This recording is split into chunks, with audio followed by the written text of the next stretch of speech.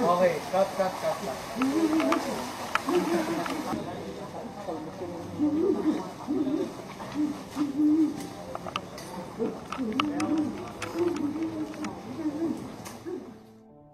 Hinangaan ng maraming netizens ang aktor na si Joshua Garcia sa behind the scene ng movie nila ng ex-girlfriend na si Julia Barreto matapos na kumalat ito sa social media at pag-usapan ang galing nito sa ginagawang eksena.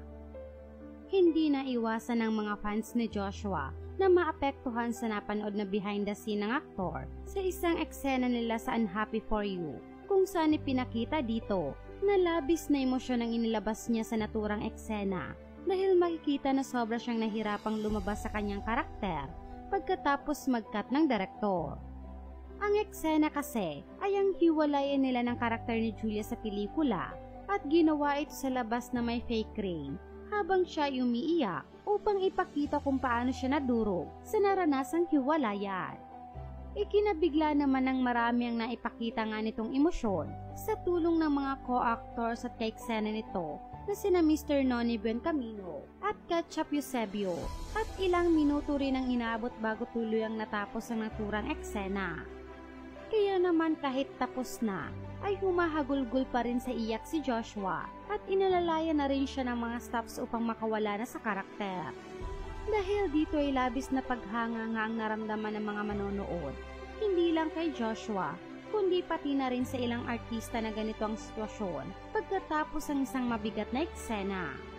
May ilan din na nag-alala at naaawa sa sitwasyon ng mental health ng ilang artista dahil makikita sa behind the scene ni Joshua na talagang nga raw napakahirap at hindi basta-bastang trabaho ng isang artista. Narito ang ilan sa mga komento ng mga netizens tungkol dito. Marirealize natin as audiences na mahirap ang trabahong pinasok nila. Hindi nga talaga all about glitz and glamour, emotionally draining, and it can affect mental health too kapag hindi mo nagawang ihiwalay yung work sa realities. Malaki nga lang talaga ang sweldo, lalo na kapag big star. Congratulations and more projects, Joshua. Ganyan talaga pag aktor. If you are so into the moment, mahirap na huminto. Kaya madalas sa mga aktor, may mental health issues dahil need nilang i-internalize ang role. Some even have to live it to make it effective. Tama nga ang sabi ng ibang artista sa interview. May times talaga na minsan, sobrang immerse sila sa role at di talaga nila napipigilang maging emotionally engaged even after yung scene na ginagawa nila.